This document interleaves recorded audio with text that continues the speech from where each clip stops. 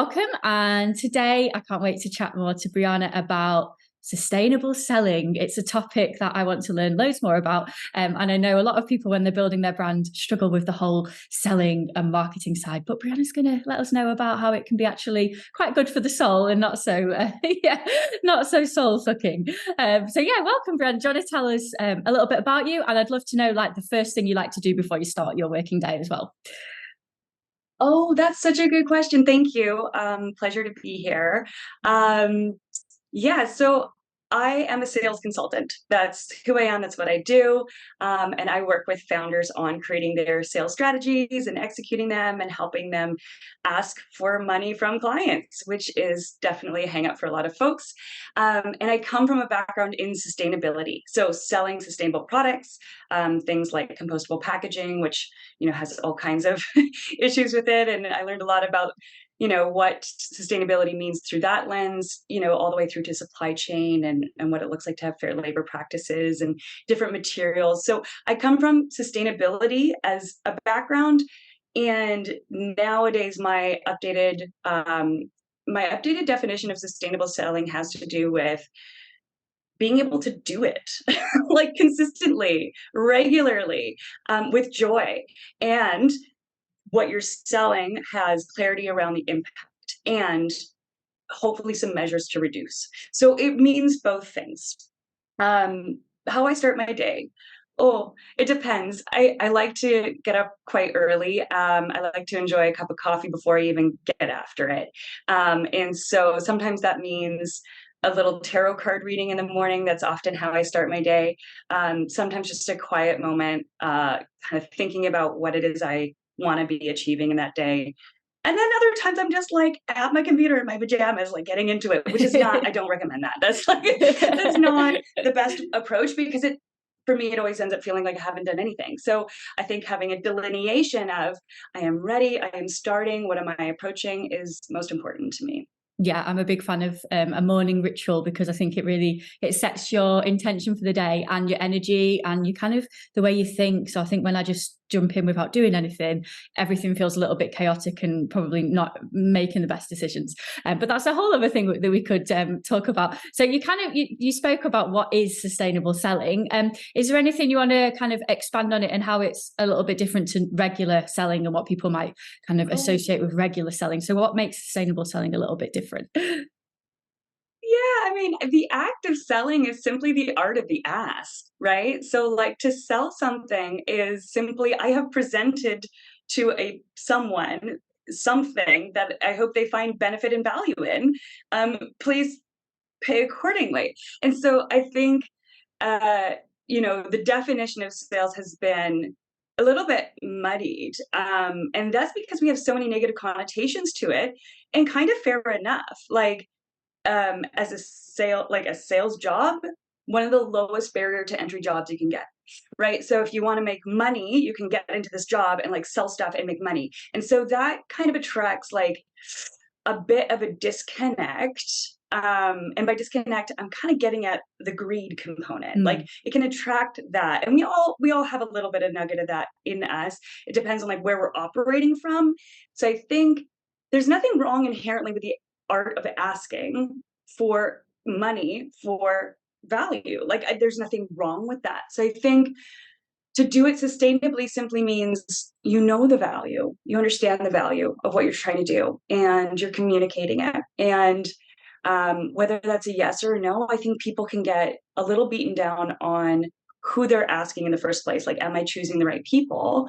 And dealing with rejection is another part. So having tools and practices around calendarizing it, right? So that it's like there and we're doing it regularly.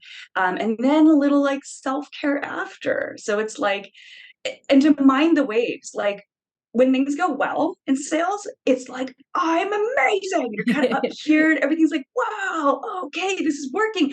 And then something doesn't go well and we're like, I'm the worst. So I think it's like trying to separate out the identification with it, and then self-care to make sure that we're reconnecting with ourselves and that we're not identifying too much with our business, too much with the act of sales, that we can come away from it still feeling like, you know what, I gave him my best shot and that was okay that there was a no.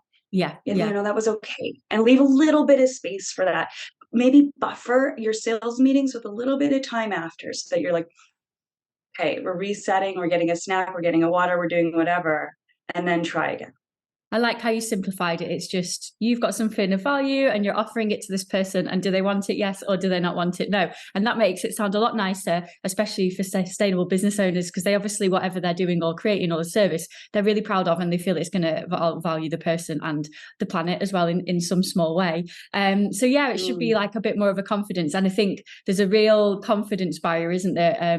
Putting yourself out there without being icky and feeling that you're resorting to these more what are they called, sort of snake oil sales tactics, which we see, I think, because we see them all the time.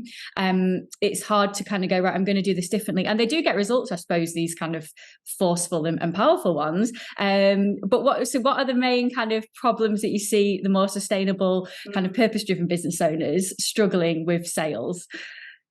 Oh gosh, yeah, that's okay. So at the macro level, we're making changes as a society, right? Like we know now that we have inherent value as a person. Like our sense of belonging should not be attached to like what we're transacting in business. And that was really muddied in like a long history of like how psychology got involved with marketing. And like, I was just thinking about this the other day. I'm a big fan of like the Carl Jung sort of like resurgence and like interest. And, really it was the nephew of Carl Jung that created the marketing component. So it's like from the root of there is like a thread of insidiousness about manipulation. And that's not exclusive to sales, that's marketing, that's just like, and so to see it, to know that that happens, the way through that for people like us who are interested in ethical, clean transactions is about transparency. Like, when I start conversations, people don't wonder, like, oh, what is she getting at? Like, what is she going to ask of me? Like, where is this going? And like, that happens a lot where you end up in meetings with folks or you end up engaged in content where you're just like, I'm like, you can feel it. For me, I'm a very somatic person. So I can feel it. I'm like, oh, I'm all like wrapped up in this and I don't really know what this is. Like, what is this? Like, what is the offer? And I think if it's not clear, that's a red flag. Get the heck out of there. Yeah. And we can't be using those tactics because it's not connected to what the value is. If you're clear on the value, you don't have to use these tactics. They are very powerful. Don't get me wrong. It's a very powerful thing to kind of come in and tell somebody like, I'm going to make your life better in all the ways. And like, use all the marketing and sales tools around you to just simply leverage hot air. Like that's really alluring. It doesn't have to be that way. Yeah, it's true. The kind of, I always try and sort of show the transformation, but it'll be different for each person. So it's kind of treating them on a human level. I'm thinking of kind of, for me, service-based sales, and I guess product-based sales are a bit of a different thing because you've got a bit of a barrier, I suppose, because it's not you one-on-one as much with a person, it's more your customers. So is there anything with product-based sales as well that is, and the sustainable brands kind of, is there any way they can do it differently compared to the Black Friday and, buy lots of stuff? Yeah. I mean, a little bit. It's more about the numbers for me. Like that's how my brain works. So if you're in service-based selling, you actually need fewer clients. Yes. But like for product-based sales, you kind of have to participate in a bit of a numbers game. But like game doesn't mean manipulation. Game can just be fun. Like game is like, okay, when I push and pull this lever, these numbers happen or whatever. In terms of product-based versus service-based, yeah, like physically the product, like when I look at doing a sales service, whether it's building a system or doing sales advising with somebody and they have a physical product, the first thing I'm like, well, where's it all coming from? Like, what is the material involved here? Like, what does it do? How does it impact people? How do they feel about it? Where are these materials coming from? What do people do when they're done with it? Right. And then go. And then start your planning. Because when those stories become clear, like I learned this actually as a waitress. So anybody out there who's in the hospitality industry, service industry, like much love and respect, because it teaches you so much about life and working with people. Right. And so I learned that if I were to put a plate of food in front of somebody and I said one thing about that food, I was doing my job. If I could say two things about that food, let's say, like where it came from and that it is a particular, whatever, species of basil plant that's on there, whatever the thing, two things, people will be like pretty impressed. If I could name three things about the plate of food in front of somebody, they were just, oh my, wow, this is incredible. Like really kind of excited about it. And so it was because I understood what I was putting in front of people and Yeah. I could share that with them and they were starting to, salivate over the story.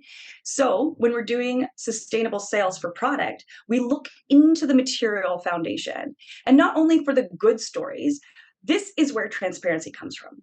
We also share what we don't know. We also share the mistakes along the way, and so if you're doing it from that place, people will be like, I mean, I haven't seen anybody actually do this. I recommend it all the time, but I'm still waiting for the curve to like catch on. When we talk about transparency, we're not just like, hey, what's your carbon footprint? We want to know what the heck is going on. We Yeah. want to know where the mistakes have been made. And so what it is and what it is not is important to know. And you don't have to like create marketing or sales content from that place. You just have to know it. And so that you can tell people quite honestly, like, yes, this is like a reusable object.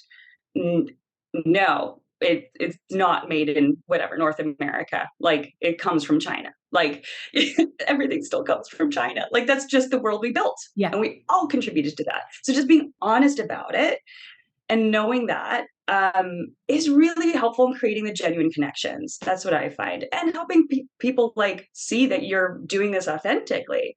So in product-based sales, it's like kind of uh, it's just a bit more tangible. Like you can touch and feel the story as you're sharing it, which is actually quite exciting.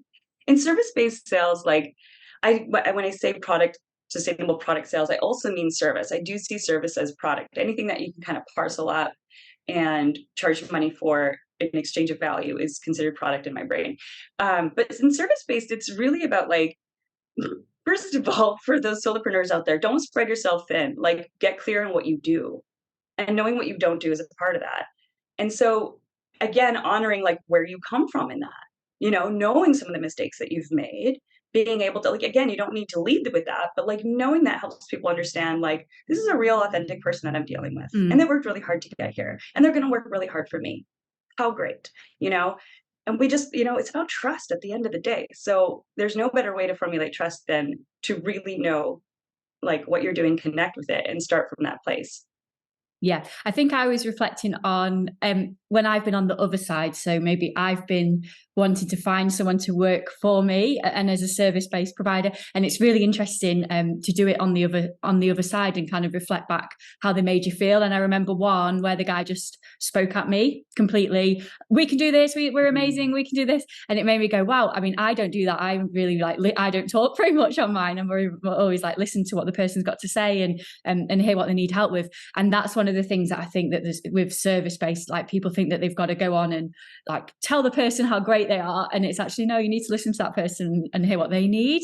Is that kind of a common trait that you've seen as well in service-based sales? Thank you so much for bringing that up. That is the number one, like, this is one of the biggest transitions I help founders make is getting into client-centric thinking. So, and it's natural. It's like quite an organic process because when you're so like obsessively thinking about your value, you just jump into these conversations and you're like, value, value, value. And it's like, okay, you got that. That's solid. Messaging will come in. Your first job is to actually listen. And that's part of what client-centric thinking is about. Like, how will this land? How does it land? And then, getting back to folks and listening to how they felt about what it is that you're offering. So I do think, yeah, like sales is also the art of listening, and like not just listening for problems you can solve, although that's part of it. That's literally how you do it. But it's also listening for where your potential client or your client is at that day. Like you would not believe also the art of saying nothing. Like if you could just like ask a question, you'd be shocked at what people will share about their lives with you, and that's when you're building trust. And that is, that's a big deal. Like, that's a big deal when people start sharing at that level. Like, I can think of this story. I'm not going to say what she shared with me, but she was like looking at a sample of something I was delivering to her, and she just like quietly muttered something about her boss to me. And I was like, oh, I need to help this person look good to her boss. Okay. That's what my job is in this thing. Like, yes, she's looking at the thing, great. But what I need to do is give her a presentation that's going to slay at the next meeting so that she can like feel really confident and happy about this thing. So it's like, there's always a little bit of service involved with product and product involved with service in some way. So, um, yeah, I think listening, thank you for bringing that up. Listening is a good one. Well, that leads me on to my thing of like, what are the biggest, like, what are the myths that you hear that are so common around selling? I suppose that's one, isn't it? That you've just got to go on there and tell the person how great you are or how great your product is. And actually, that's probably not the best approach. It should be like hearing their story and then working out how it can help them or fit into their life or help them work on that problem that they've got. Yeah, so some of the biggest myths, that sales is like this term salesy shows up. Like when people say salesy, they mean bad. Yeah, Salesy bad, I And am so guilty it's of like, that. fair enough. Like, I'm not trying to reinvent, like, I hate jargon. Oh my God. We don't need to like reinvent language. If people are using it in that way, I understand what they mean. Being like the inherent, like, Amanda Palmer did a wonderful TED talk called The Art of the Ask. And anybody that's kind of really, especially artists, oh my gosh, artists and healers, go watch this TED talk about the art of the ask. And she talks about her experience busking on the streets and like what it is to engage with people and be an artist and ask for money. There's nothing wrong with it. We're in late stage capitalism, people. We are here. This is like what it is. Like, and we're not ahead of it. We have to do it and then imagine better. Like, so right now, where we're at is we need to pay the bills. And in order to do that, we need to engage with people in such a way that we can do that. So there's nothing wrong. Like the big myth I want to bust is like, there's nothing inherently wrong with selling or sales. I mean, salesy is an adjective we can continue to use in that way. That's totally fine. But there's nothing wrong with it. The second thing is it can be fun, it can be creative, and it is a collaboration. It is a collaboration. Like the experience that you shared with me about being talked at the whole time is not a collaborative process, but inherently, if you're doing sales well, you're listening to your client, you're responding with something that will help their lives, and you go back and forth until you reach an agreement, and that is collaboration. So I think also for like those people that identify as more feminine, the feminine energy has a lot of collaborativeness associated with it. It can be an act of collaboration, and to like honor that and know that and like share that out from that place of like, and then I think there's also like an element of we want to connect with people like now more than ever. And to be in the sales process is a connection. And so it can come from that place where it's actually, can fill you up to a degree. Like it can be, oh, I can't wait to talk to this client. Oh, I'm excited to share what it is I know with this person. I can clearly see, their pain point. I have something that I know will help solve for that. I can't wait to tell them about that. So when we're doing that, authentic connection piece, like it can be a filler rather than a drain.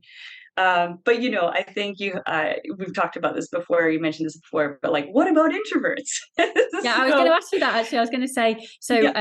I'm pretty introverted I love meeting people, but also I've got a limited amount of energy for it. And actually I found Zoom a lot easier or like online chats a lot easier in a way, just because I feel like then you can go off and have your relaxing. So actually I love my chats with potential clients or about potential products. I actually feel really energized after them, and I limit them to like three a day. So like you say, having some space, because you can do that. I use Calendly for that. It's really super useful. But yeah, I suppose as an introvert, is there a different approach to selling, would you say? I mean, I can speak a little bit about how I've been thinking about how I approach it. But yeah, have you noticed are there different approaches if you're more introverted than extroverted? So what I've noticed is that introverts tend to lean towards marketing, because like there's marketing and there's sales and there's, I think of marketing as what can bring people to the door. It's more of a pull strategy. And sales is that discussion point once they're at your door and like carrying them through the process. And outreach. So it's more of a push strategy. Yes. So introverts tend to like, or even sometimes younger generations, like they don't pick up the phone very much, which is unfortunate because there's a very big phone generation of people still that need services, that have money and want to know about you. So the phone shyness can be overcome with this new pivot into like a much more virtual world. And I think you're sharing great methods for that about, using chats and video and using your calendar strategically. I think that's all those are all helpful tools. In addition, I would say partner up, like find the people that you really connect with, that really understand what you do, and then from there you can create partnerships. So you have, let's say, two, three, half a dozen people that are really social, extroverted, and they're the ones that are kind of out there talking about your product or service. And you kind of come to an agreement where it's like you're baked into that in some way, you're referenced in some way. And so you get a much warmer lead coming to your door, or your partner is your client, right? Like, so if they're charging so that you get paid and they get paid, like they are essentially your client. So then treating your partnerships like your client and nurturing them in that same way. If you can do that successfully, you can do direct sales, because that means you understand listening, you understand, you have an appropriate price point and people are willing to pay. So looking at your successes and like really honing in, like you don't need 100,000 sales in a year. Like you don't need 100,000 clients. You don't need 1 million followers. You don't need all that stuff, right? So find out what you do need. Like, what is your revenue goal per month? Work it backwards. And then, run a quick back of the napkin sketch of the numbers. Like, okay, well, I need my partners to do this kind of sales activity, or I need to reach out to 100 people in order to get 3 to land, or whatever the thing is. But then you know how much effort to put in. So like manage your time, manage your energy, and like reverse engineer your goals, I would say. Yeah. And like, don't cheat yourself. Like, don't cheat yourself. Like if you're a founder, like you're going to be selling, and you will always be selling. Yeah. So like accept. Make peace of it. Enjoy it. Or find your own approach of it, isn't it? It's like find how you like to do it and do it in that way. And then also maybe notice the approach. Well, this is what I do. I think, did I like that? No. So I kind of think about what I enjoy, and then I do that more. And then the stuff that I haven't enjoyed, when someone's sold to me in a way that I didn't like, I kind of don't do that. And I make it very personal and sort of like think about my experience and would I enjoy that? So would someone else? I was going to ask you about the more, like you said, the cold outreach, because I suppose at the moment we're talking on like if you get on a call with someone and they've probably already found you or in some way. And I, to be honest, I haven't done any of this, and maybe I need to try eventually. But I've been quite lucky in the fact that I've built up like a brand and people find me organically. So I haven't done the traditional like email people or reach out on LinkedIn or on Instagram. And because when it happens to me, I just feel like, oh, that person is just like selling at me straight away. So is there a nicer, more human way that we can do that reach? Because it would obviously help a lot of us if we actually, we're a little bit more strategic and reached out to people. But I think there's a big block. I'm sure it's not just me who feels that, like, oh, it's horrible when it happens to me. So I don't want to be the same as that and do that. So yeah, and is there a more human way of doing that kind of colder outreach? Maybe it shouldn't even be called cold outreach. Maybe that's what makes it so unfriendly. A gentle hello. It's the words we use. So like, yeah, just again with the sales jargon, it's like, yeah, this is the terminology we have today. And so, it's what I use, is what I talk about. But the reframe on how it can be more personable is, it really depends on the client, I would say. But the general systematic approach that I like to take is, um, and again, sorry for the jargon, target audience analysis. Do it. Like, do it. Figure out who your target audience is and create your personas based on the like those companies that you would absolutely adore to work with, or those kinds of folks that you would actually adore to work with. And then there's absolutely nothing wrong with outreaching to those people. Right. So start there with like who's your most ideal. And then understanding what their pain points are, and then from there like reconnecting to your inherent, like not your inherent value, like your business's unique value, right? Like plug those things together. Who's the ideal client? What are you offering and what are you doing that will help them and create like a long lasting relationship that flourishes and everybody's happy? Like think about those two things, and then create your messaging. And your messaging can still be leveraging tools of automation and cold outreach tools that exist to get the message out to a bunch of people like this person or this person. And then from there, it's like, most of us have experienced the reason we know cold outreach is happening to us is because it's terribly done. You actually are getting those messages anyway that are not terribly done, and you might actually engage with it or be like, okay, that's cool, and like it didn't impact you. We notice when it's bad. Yeah. You don't notice when it's good. I think the ones I notice is when it's like a fake, they'll be like, oh, I've just read your blog on. And then, you can tell that it's a message that they've sent to hundreds of people and they've just inserted the name of their blog. And I think I pick up, and especially with AI now, I feel like we're a bit more like, oh, that feels like it might have been written by and not a human really. So I think we probably need to embrace, like a bit more of that like personality and add some language that doesn't feel like it's just been sent generically to like hundreds of people. But also we could have our own generic message, but we, like you say, we've written it, we understand our value, we understand the people, so that even if you're saying that message to 10 people, if they're your target audience, they're probably going to be very, very similar, so it won't feel as generic that they've just I mean, I get people and it's like they're not at all sustainable and they're like, hi, do we want to partner with, and I'm like, what, have you even looked at my website? I mean, it's just you've done no research at all. And like you say, that's probably the stuff that we don't enjoy because we just think that person's not even given any thought. It's just like a scattergun approach.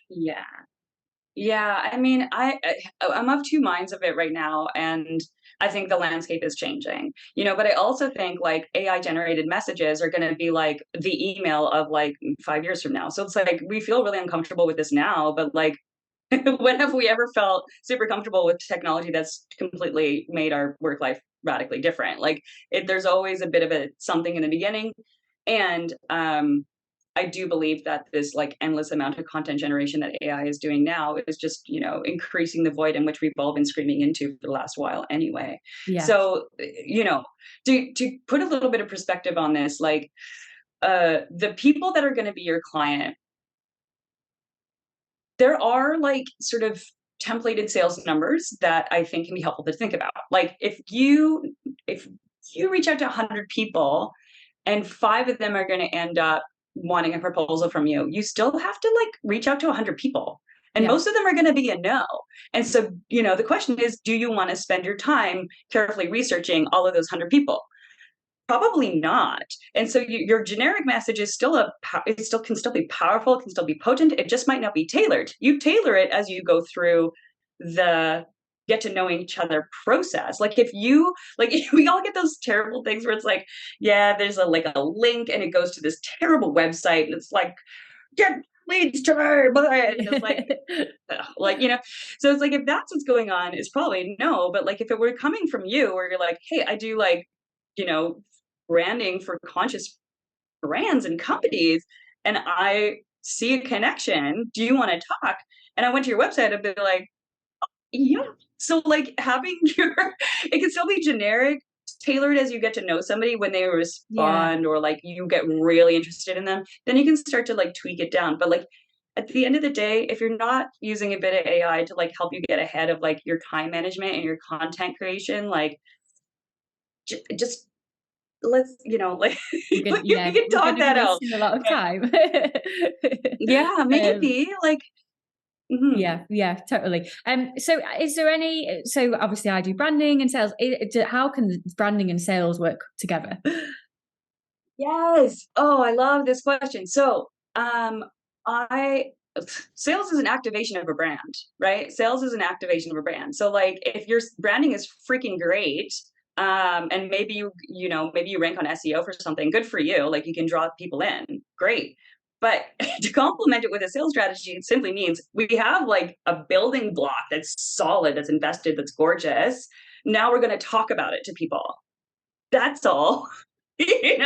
Rather than keep it to ourselves and hope that people come in like magic, like, oh, like, let's just hope. No, like, this is about like, we're being proactive, we're being bold, we're being brave, and we're getting out there and we're communicating what the hard work has gone into the branding with our sales strategy.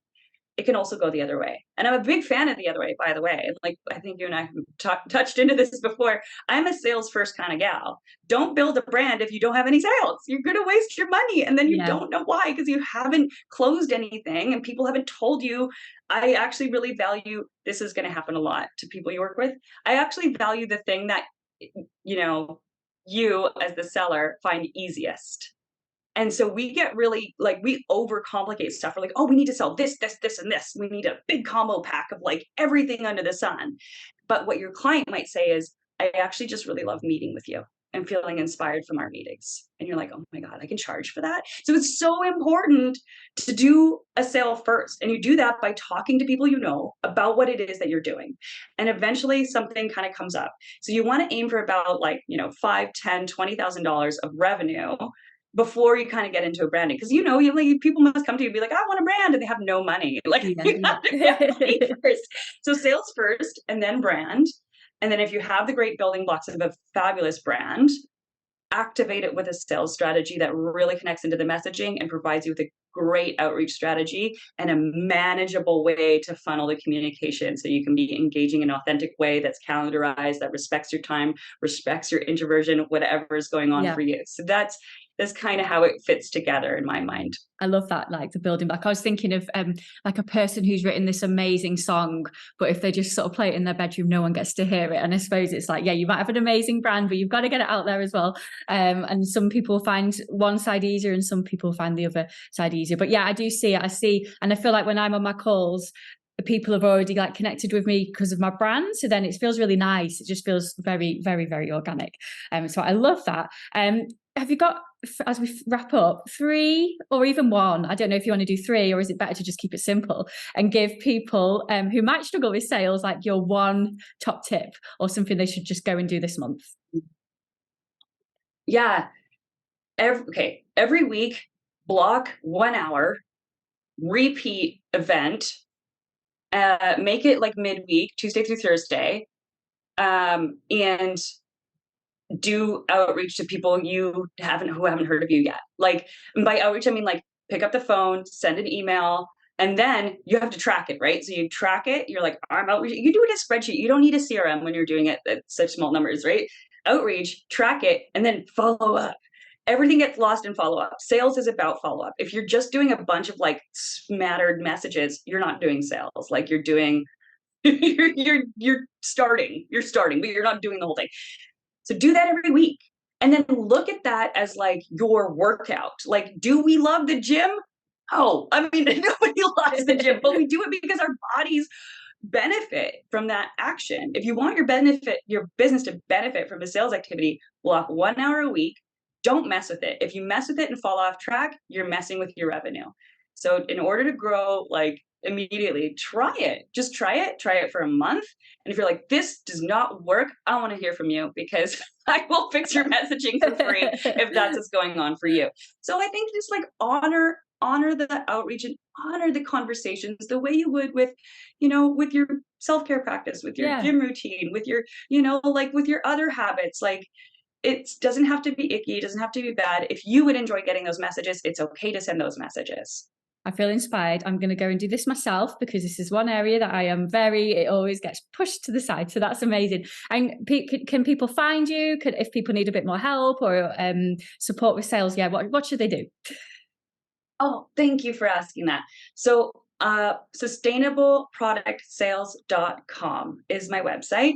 And people can outreach to me there. My first hour is always free, and the deliverable from me is like, I call it the quick sales start guide, where it's like, if I was you, I would do this tomorrow. Like, these are the revenue streams to explore. This is the kind of like customer I think you should look at. So after an hour together, I can deliver that. And then you can either just run with that and go with that and be like, okay, I'm doing that thing. From there, there's like sales systems building that I do. So I can either advise on people, like, advise to people about like, this is the kind of tools that you would be a best fit, or I do it for them. And I just build them a bit of a fancy sales system so that they can get to high value work of like growing the business while this like sales stuff is going on. So there's many ways to engage, but I think that our first hour needs to happen so I understand where folks are at and what their goals are, and what they're offering. And I don't really limit myself to sustainable products only. Like, I've been really enjoying working with some healers recently. There's another person that I'm working on that's doing like immigration type of work. Like, I'm pretty loose in my interpretation. If there's social and like environmental benefit to be enjoyed, then yes, like I'm definitely interested. So yeah, go to the website, sustainableproductsales.com, book your first hour free.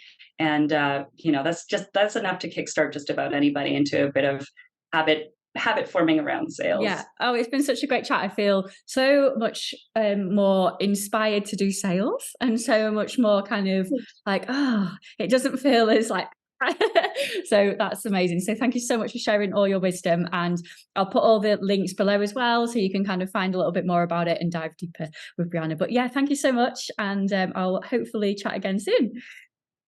Thank you. Take care.